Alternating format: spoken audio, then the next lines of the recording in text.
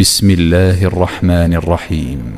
لقد كفر الذين قالوا إن الله هو المسيح ابن مريم قل فمن يملك من الله شيئا إن أراد أن يهلك المسيح ابن مريم وأمه ومن في الأرض جميعا ولله ملك السماوات والأرض وما بينهما يخلق ما يشاء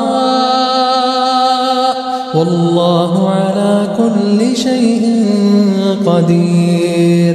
وقالت اليهود والنصارى نحن أبناء الله وأحباؤه قل فلم يعذبكم بذنوبكم بل أنتم بشر ممن خلق يغفر لمن يشاء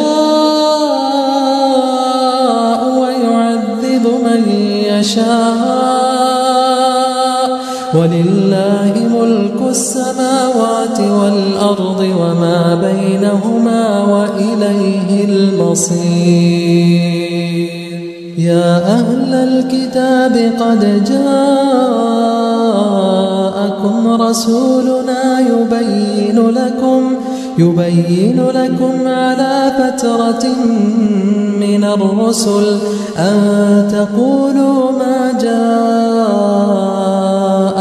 من بشير ولا نذير فقد جاءكم بشير ونذير والله على كل شيء قدير. وإذ قال موسى لقومه يا قوم اذكروا نعمة الله عليكم إذ جعل فيكم أنبياء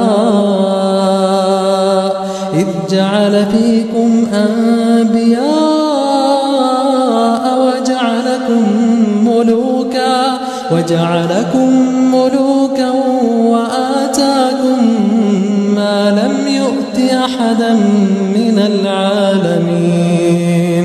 يا قوم ادخلوا الأرض المقدسة التي كتب الله لكم ولا ترتدوا على أدباركم فتنقلبوا خاسرين. قالوا يا موسى إن فيها قوما جبارين وإنا لن ندخلها حتى يخرجوا منها فإن يخرجوا منها فإنا داخلون. قال رجلان من الذين يخافون أنعم الله عليهما ادخلوا عليهم الباب فإذا دخلتموه فإنكم غالبون وعلى الله فتوكلوا إن كنتم مؤمنين. قالوا يا موسى إنا لن ندخلها أبدا ما داموا فيها فاذهب أنت وربك فقاتلا إنا هاهنا قاعدون. قال رب إني لا أملك إلا نفسي وأخي فافرق بيننا وبين القوم الفاسقين.